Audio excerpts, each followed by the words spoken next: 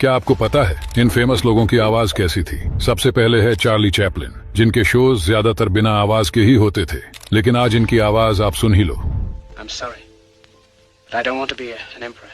That's not my business. Next Albert Einstein, जिनकी आवाज कुछ ऐसी थी। That mass and energy are both are but different manifestations. Next है महात्मा गांधी जी, जिनकी आवाज कुछ ऐसी थी। Whatever the result of the mission that brought me to London. और फिर नेक्स्ट नाजी जर्मनी का डिक्टेटर एडोल्फ हिटलर, जिसकी आवाज कुछ ऐसी थी। Meine Arbeit für richtig hältst, ob du glaubst, dass ich fleißig gewesen bin. Next है the great inventor Nikola Tesla, जिनकी आवाज कुछ ऐसी थी। Electric power is everywhere present in unlimited quantities. I can drive the world's machinery.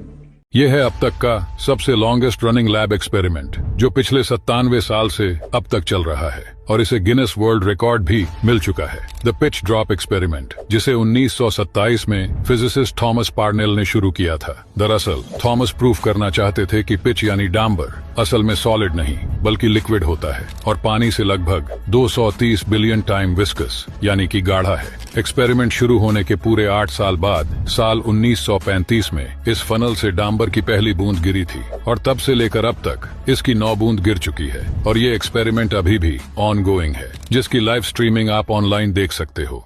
अगर बर्फीले इलाकों में आपको हजारों रेंडियर ऐसे गोल गोल चक्कर लगाते हुए दिखाई दे, तो ये मत समझना कि ये गोल गोल घूमकर जिंदगी के मजे ले रहे हैं, बल्कि ये तो अपनी जिंदगी बचा रहे हैं। अच्छा, दरअसल इस बिहेवियर को रेंडियर साइक्लोन कहते हैं। जब इन रेंडियर्स को किसी शिकारी जानवर या फिर इंसानों का खतरा महसूस होता है, तो ये हजारों के तादाद में गोल गोल चक्कर लगाने लगते हैं, जिनमें कमजोर बच्चे और बूढ़े रेंडियर सर्कल के सेंटर में रहते हैं, और ताकतवर बड़े रेंडियर सर्कल के बाहर की साइड रहते हैं। और इनकी घूमने की स्पीड लगभग 80 किलोमीटर तक पहुंच जाती है, जिससे ये शिकारियों से बच जाते हैं। ये है गोल्डन टेल्ड गेको, जिनकी पूंछ में से चिपचिपे लिक्विड की पिचकारियां निकलती हैं। कैसा? दरअसल ये इस छिपकली का डिफेंस मैकेनिज्म है। जब भी इस पर कोई डॉग, स्नेक या फिर दूसरे शिकारी जानवर हमला करते हैं, तो ये अपनी रंगीन पूंछ को ऊपर उठा लेते हैं और फिर अपना मुंह खोलकर अंदर के काले रंग से उसे डराते हैं, और साथ में ये पूंछ से एक बेहद चिपचिपे और बदबूदार लिक्विड को शिकारी के मुंह पर स्प्रे करते हैं, जिससे शिकारी डरकर भाग जाता है, और ये अपने पूंछ से लगभग 1 मीटर तक निशाना दाग सकते हैं। अब आप सोचेंगे कि अगर शिकारी इसका पूंछ ही पकड़ ले तो क्या होगा? तो होगा कुछ नहीं, बल्कि ये अपने पूंछ को अलग करके तुरंत ही भाग जाएंगे, और कुछ ही समय में इनकी पूंछ दूसरे छिपकलियों की तरह रिजेनरेट भी हो जाएगा। ये स्नैपिंग टर्टल अर्थ में ही अपने ऊपर एक छोटे से मिनिएचर अर्थ को लेकर घूम रहा है, लेकिन क्यों? क्या इसको अपने ऊपर एक नया वर्ल्ड बनाने का मन है? तो ऐसा कुछ भी नहीं है। दरअसल ये कछुए ऐसा जानबूझकर नहीं करते हैं, बल्कि गलती से हो जाता है, क्योंकि जब ये सर्दियों में जमने से बचने के लिए भालुओं के जैसे हाइबरनेशन में चले जाते हैं, तो इस प्रोसेस में ये अपने मेटाबॉलिज्म को लो करके जमीन के नीचे महीनों तक दफन रहते हैं, जिसे ब्रोमोनेशन कहा जाता है। लेकिन अगर कभी ये नींद से जगना भूल जाते हैं, तो इन पर मिट्टी लगातार जमती रहती है, जिसके कारण बाद में नींद खुलने पर कुछ कछुए अंदर ही दम तोड़ देते हैं। लेकिन कुछ जब जोर लगाकर बाहर निकलते हैं, तो वो अपने ऊपर इस मिनिएचर अर्थ को ले आते हैं, और ये मिट्टी का टुकड़ा खुद कछुए के वजन से भी ज्यादा भारी होता है, लेकिन फिर भी ये इसे अपने ऊपर रख के चल लेते हैं।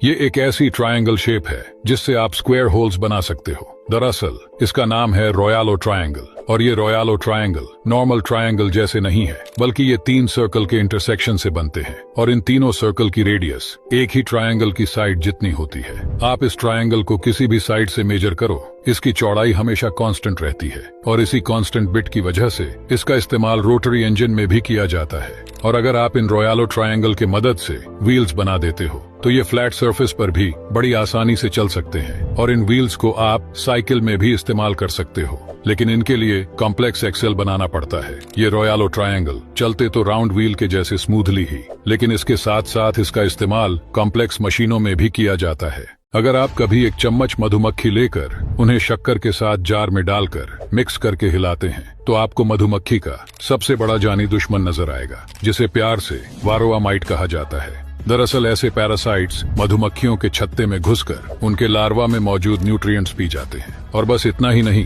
बल्कि ये पैरासाइट्स एडल्ट मधुमक्खियों का तो शरीर में चिपककर खून भी चूसते हैं, जिससे धीरे धीरे मधुमक्खियां कमजोर होकर मर जाती हैं।